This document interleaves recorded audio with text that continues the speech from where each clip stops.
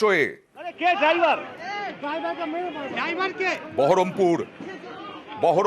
বহরমপুরে কিছুক্ষণ আগেই জনসভায় ভাষণ দেন, অর্থাৎ প্রশাসনিক সভা। এই মুহূর্তে বহরমপুরে কিছুটা পথ তিনি হাঁটছেন, জনসংযোগ করছেন মমতা বন্দ্যোপাধ্যায়।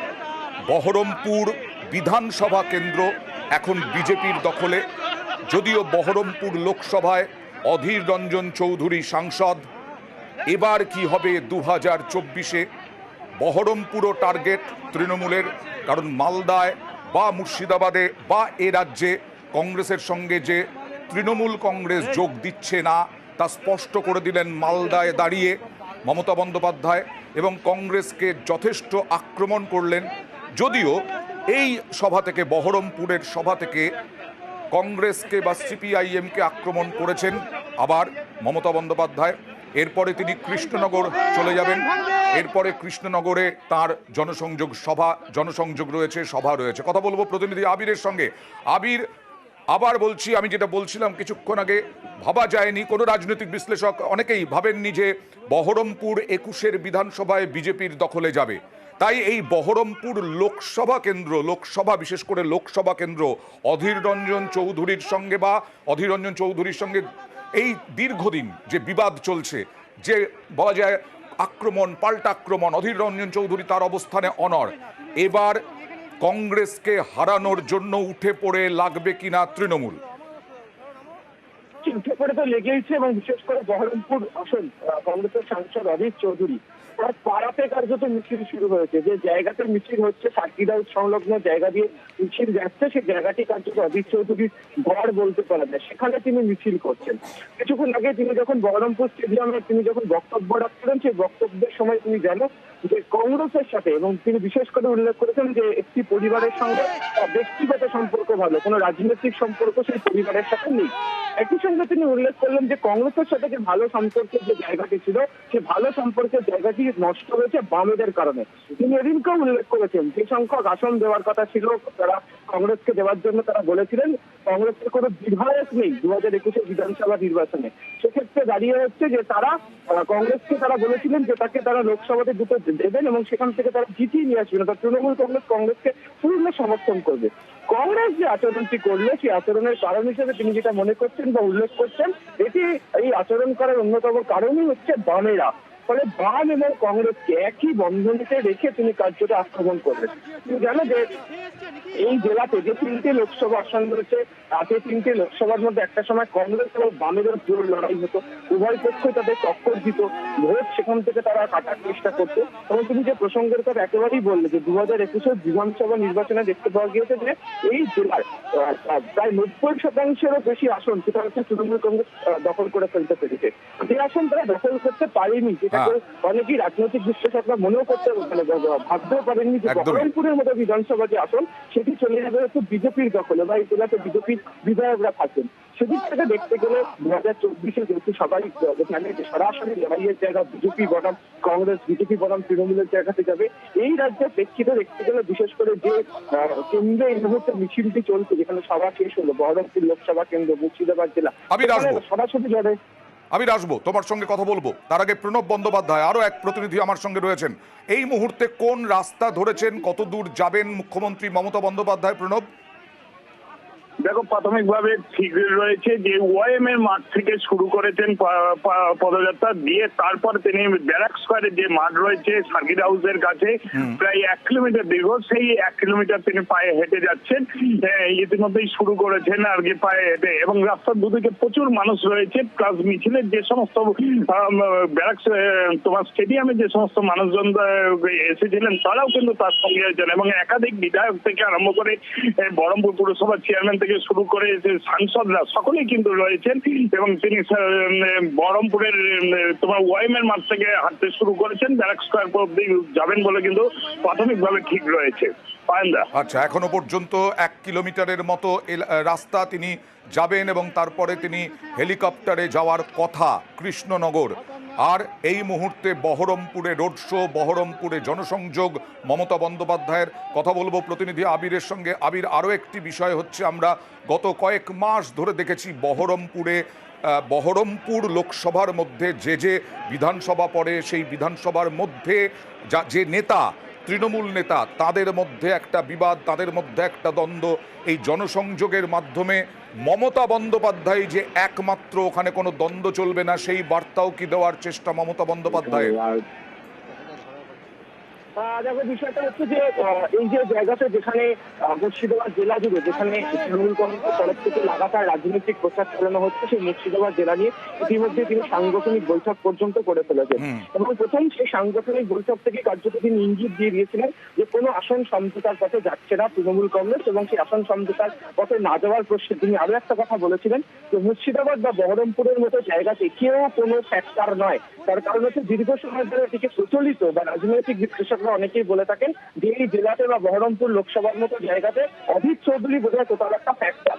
অধীর চৌধুরী তিনি যে কোনো একটি ফ্যাক্টর না, সেই প্রসঙ্গের কথা তিনি সেখানেই উল্লেখ করেছিলেন, এবং সেভাবেই দলের যারা নেতা কর্মীরা যারা রয়েছেন তাদেরকে সেই ধরনের তিনি প্রস্তুতি সেরে ফেলতে বলেছিলেন এবং সেই অনুযায়ী তাদেরকে চলতে বলেছিলেন। আজকে তার যে মিছিল করা, আজকে তার যে সভা, পাশাপাশি যে দুটো জেলা মালদা এবং মুর্শিদাবাদ, দুটো জায়গাতেই হচ্ছে কংগ্রেস একটা সময় অত্যন্ত শক্তিশালী ছিল। 2021-এর বিধানসভা নির্বাচনে কংগ্রেস শক্তিশালী নয়, বামেরা সেখানে শক্তিশালী নয়। অনেকে বলছেন রাজনৈতিকভাবে সেই তৈরি হওয়া মিল সেটা সম্পূর্ণভাবে সরে যায়। মাঝে অবশ্যই সাগরদিঘির যে উপনির্বাচন, সেই উপনির্বাচনে কংগ্রেস ভালো ফল করে, তৃণমূল কংগ্রেসকে হারিয়ে দেয়। তারপরে হচ্ছে সেই বিধায়ককে কংগ্রেস ধরে রাখতে পারেনি। এর কারণ হিসেবে অনেকে বলেন কোথাও গিয়ে সাংগঠনিক দক্ষতার জায়গাতে কোথাও একটা অভাব রয়ে গেছে, তার জেরে তারা পেরে উঠতে পারেনি। ফলে এরকমই একটি জায়গাকে 2021-এর অঙ্কের বা পরিসংখ্যানের তথ্যের ভিত্তিতে তৃণমূল কংগ্রেস হাতিয়ার করছে, এবং সেই কারণেই এই মুর্শিদাবাদ জেলার বিশেষ করে বহরমপুরের মতো লোকসভা কেন্দ্রের মতো জায়গাতে তৃণমূল কংগ্রেসের তরফ থেকে বাড়তি জোর দিয়ে, গুরুত্ব দিয়ে এখানে একদিকে সাংগঠনিক বৈঠক, এখানে হচ্ছে প্রশাসনিক সভা, এখানে হচ্ছে কংগ্রেসকে তীব্র ভাষায় আক্রমণ, এবং একই সঙ্গে হচ্ছে যাকে ফ্যাক্টর বলে রাজনৈতিক থাকে সেই জায়গাতে দাঁড়িয়ে তার কেন্দ্রে দাঁড়িয়ে কার্যত মিছিল করে বুঝিয়ে দেওয়ার চেষ্টা করা হচ্ছে। এই জায়গাতে সরাসরি লড়াইয়ের ক্ষেত্রে কংগ্রেসকে কোনো জমি ছাড়ার কোনো জায়গা তৃণমূল কংগ্রেস তৈরি করছে না।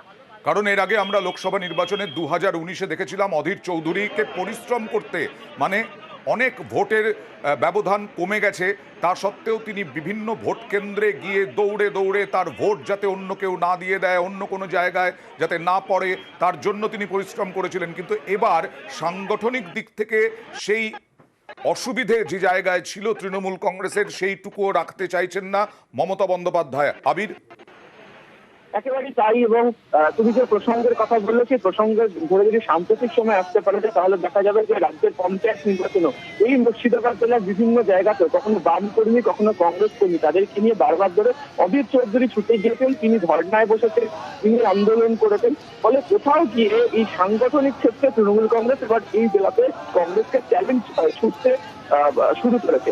এবং এই জেলাতেও কার্যত দেখতে পাওয়া গিয়েছিল যে অভিষেক বন্দ্যোপাধ্যায় তিনি যখন নবজোয়ার যাত্রা করেছিলেন, দীর্ঘদিন এখানে তিনি বিভিন্ন জায়গা ঘুরে ঘুরে তিনি সভা করেছিলেন। ফলে কংগ্রেসকে প্রথম থেকে আক্রমণের জায়গা, বহরমপুরকে প্রথম থেকে আক্রমণের জায়গা তৃণমূল কংগ্রেস তৈরি করে ফেলেছে, এবং সেই কারণে হচ্ছে বারবার এই জায়গাতে সভা, এই ধরনের মিছিল, রাজনৈতিক কর্মসূচি তারা গ্রহণ করছে। আমি কথা বলবো আরেক প্রতিনিধি প্রণবের সঙ্গে। প্রণব, মনে হচ্ছে তো প্রায় শেষ করে ফেলেছেন রোড শো, কারণ এখন তো ব্যারাক স্কোয়ারের পাশ দিয়ে যাচ্ছেন। হ্যাঁ, একদম তাই, ব্যারাক স্কোয়ারের পাশ দিয়ে যাচ্ছেন, আর কিছুক্ষণের মধ্যেই শেষ করে ফেলবেন। তবে দেখা যাক, ওয়াইমের মাঠ থেকে শুরু করেছিলেন এবং ব্যারাক স্কোয়ারে দেখো দুই দিকে প্রচুর মানুষ রয়েছেন। তারা কিন্তু দেখতে যে মুখ্যমন্ত্রীকে খুব কাছ থেকে দেখতে পেয়ে কিন্তু তারা জানাচ্ছেন। শুধু তাই নয়, প্রচুর মানুষজন তার সঙ্গে পায়ে হাঁটছেন। এরপরে কিন্তু রাস্তা শেষ করার পরে কিন্তু তিনি কৃষ্ণনগর ফিরে যাবেন, এবং কৃষ্ণনগর তারপর পরবর্তী রয়েছে। তবে এই মুহূর্তে কিন্তু তিনি ব্যারাক স্কোয়ারের পাশ দিয়ে তিনি হেঁটে চলে যান। আর উৎসাহ উদ্দীপনা কিরকম মমতা বন্দ্যোপাধ্যায়কে ঘিরে? একদম তাই, উৎসাহ উদ্দীপনা চোখে পড়ার মতন প্রচুর মানুষ রাস্তার দুপাশে রয়েছেন এবং এটা কিন্তু আগে থেকে ঠিক ছিল না। কিছুক্ষণ আগেই তোমার সিদ্ধান্ত হয় যে তিনি পায়ে হেঁটে যাবেন, তারপরে কিন্তু সিদ্ধান্ত নেওয়া হয় এবং তারপরে কিন্তু সেই কথা কেবলমাত্র ঘন্টা দুয়েকের মধ্যেই কিন্তু মানুষজন কিন্তু প্রচুর পরিমাণে মানুষজন রাস্তার দুপাশে জড়ো হয়েছে এবং যারা এখানে এসেছিলেন এই স্টেডিয়ামের মধ্যে তারাও কিন্তু পা মিলিয়েছেন এবং একাধিক নেতৃত্বরাও কিন্তু মুখ্যমন্ত্রীর সঙ্গে রয়েছেন, তারাও কিন্তু পায়ে হেঁটে যাচ্ছেন। এবং শুধু তাই নয়, তোমার প্রচুর মানুষজন তোমার রাস্তার দুই পাশে কিন্তু ঠিক করছে এবং প্রত্যেকেই কিন্তু মুখ্যমন্ত্রীকে মমতা বন্দ্যোপাধ্যায়কে খুব কাছ থেকে দেখে হাত নাড়ছেন, কেউ কারোর অভিযোগ জানাচ্ছেন সেই করতে। আমরা দেখছিলাম মালদায় জনসংযোগে মমতা বন্দ্যোপাধ্যায় আজকেই বিভিন্ন পড়ুয়াদের সঙ্গে হাত মেলালেন, তাদের সঙ্গে কথা বললেন, কোথাও সদ্যজাতকে তুলে নিলেন, কোলে শিশু তুলে নিলেন। আর এদিকে বহরমপুরে হঠাৎ করেই, আগে থেকে পরিকল্পনা ছিল না, এই রোড শোয়ের ওয়াইএম এর মাঠ থেকে স্টেডিয়ামে সভা সেরে ওয়াইএম এর মাঠ থেকে ব্যারাক স্কোয়ার অর্থাৎ circuit house, Baharampur circuit house পর্যন্ত তার এই পদযাত্রা এখনও চলছে। বহরমপুরে পদযাত্রা সামনে হচ্ছেন মমতা বন্দ্যোপাধ্যায়, এছাড়া অরূপ বিশ্বাস, ফিরাদ হাকিম তারাও রয়েছেন এবং বহরমপুরের পুরসভার চেয়ারম্যানও রয়েছেন। এই সবে জনসংযোগ সেরে নিচ্ছেন।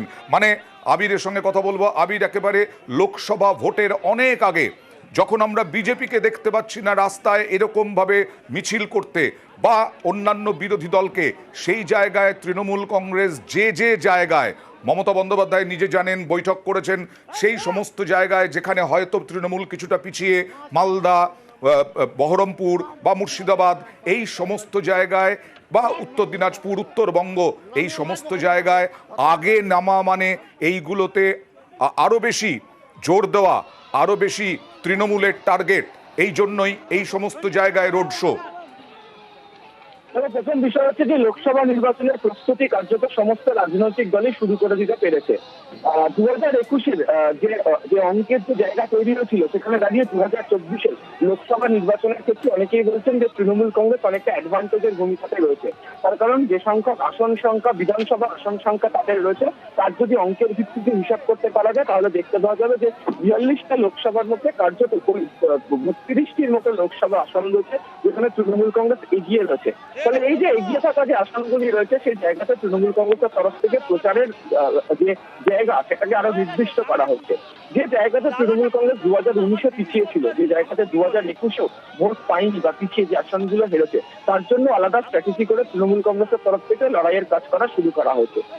যেটা অন্য রাজনৈতিক দলের সাথে তৃণমূল কংগ্রেস ফারাক তৈরি করার চেষ্টা করছেন, সেটা হচ্ছে যে তৃণমূল কংগ্রেসের চেয়ারপারসন মমতা বন্দ্যোপাধ্যায় তিনি নিজে প্রশাসনিক সভা যেখানে করা হচ্ছে, সেখানে তো সরকার কি প্রকল্প দিয়েছে, কত শতাংশ মানুষ পৌঁছচ্ছে, সেই প্রকল্প আরো কত শতাংশ মানুষ আগামী দিনে সুবিধা পাবেন, তার তো তথ্য পরিসংখ্যান দেওয়াই হচ্ছে।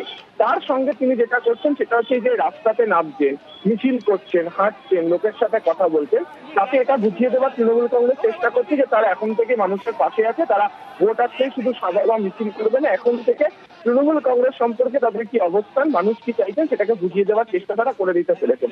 ফলে সেদিক থেকে দেখতে গেলে গত দুদিনে যদি দেখতে পাওয়া যায়, বা আমি যদি আরো পিছিয়ে যাই, গত রোববারও হাসিপাড়া থেকে তিনি যখন কোচবিহার যাচ্ছিলেন তখন একই কায়দাতেই একই জিনিস চলছিল, সেখানে গাড়ি থামিয়ে বারবার কথা বলেছেন। আর গতকাল থেকে দিনাজপুরে আমরা দেখলাম যে 3টের মতো তিনি পদযাত্রা করলেন, আজকেও 2টো পদযাত্রা তিনি করে ফেললেন। ফলে সেদিক থেকে দেখতে গেলে লোকসভা ভোটের প্রচারে কার্যত এভাবেই তৃণমূল কংগ্রেস শুরু করে দিতে পেরেছে এবং অবশ্যই তার সামনে মমতা বন্দ্যোপাধ্যায় তিনি দিতে পেরেছেন, তিনি এই ধরনের কর্মসূচি গ্রহণ করে পা মেলাচ্ছেন।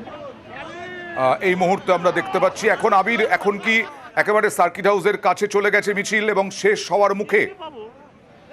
মিছিল কার্যত শেষ বলা চলে। তিনি এই মুহূর্তে তিনি প্রবেশ করছেন হচ্ছে বলা চলে এবং তিনি কিছুক্ষণের মধ্যে তিনি এখান থেকে কৃষ্ণনগরের উদ্দেশ্যে তিনি ঘুরে যাবেন।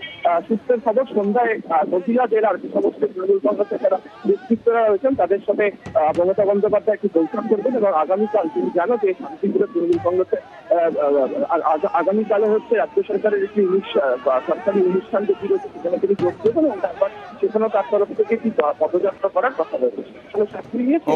কর্মসূচিতে যোগ দেওয়ার জন্য তিনি রওনা হচ্ছেন বহরমপুর থেকে। আর কিছুক্ষণের মধ্যেই রওনা হয়ে যাবেন। রোড শো শেষ হয়ে গেছে মমতা বন্দ্যোপাধ্যায়ের।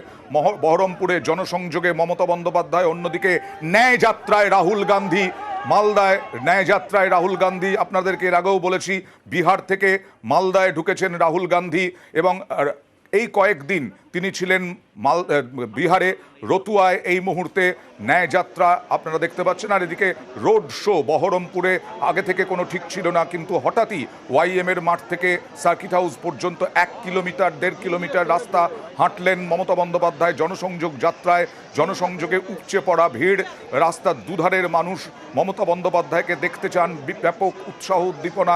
যদিও এখন শেষ হয়ে গেছে রোড শো, আর কিছুক্ষণের মধ্যেই হেলিকপ্টারে তিনি রওনা দেবেন।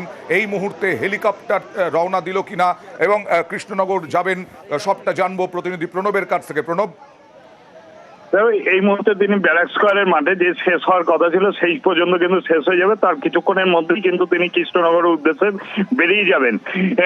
এবং এই বলে রাখি গতকাল মানে আগামীকালই কিন্তু রাহুল গান্ধী ঠিক যে রাস্তা দিয়ে তিনি পায়ে হেঁটে গেলেন, সেই জনসংযোগ করলেন, সেই রাস্তা দিয়েই কিন্তু তোমার রাহুল গান্ধীরও কিন্তু ন্যায়যাত্রা যাওয়ার কথা। এবং এক কথায় বলা যেতে পারে যে ঠিক তোমার আজকে এবং কালকে এই যে দুই হেভি নেতার তোমার জনসংযোগের যে যাত্রা, তাকে ঘিরে কিন্তু যথেষ্টভাবে উন্মাদনা ছড়িয়ে পড়েছে। এবং মমতা বন্দ্যোপাধ্যায় তোমার বহরমপুরের স্টেডিয়ামের মাঠ থেকে ওয়াইএম এর মাঠের রাস্তা থেকে পায়ে হাঁটতে শুরু করেছিলেন, এবং ব্যারাক স্কোয়ারের যে মাঠ, সেই মাঠ পর্যন্ত কিন্তু পায়ে হেঁটে তিনি জনসংযোগ যাত্রা করলেন। প্রচুর মানুষের সঙ্গে তিনি যে রাস্তার দুপাশে যারা ছিল তাদের সঙ্গে হাত মেলালেন, কথা বললেন, হাত নাড়লেন, এবং সেই সমস্ত মানুষদের ঠিক একইভাবে কিন্তু আগামীকালও কিন্তু রাহুল গান্ধী ঠিক এই পথ দিয়েই কিন্তু মালদা থেকে তোমার বহরমপুর দিয়েই কিন্তু যাওয়ার কথা, এবং এই রাস্তা ধরেই কিন্তু তারও জনসংযোগ করার কথা। ধন্যবাদ।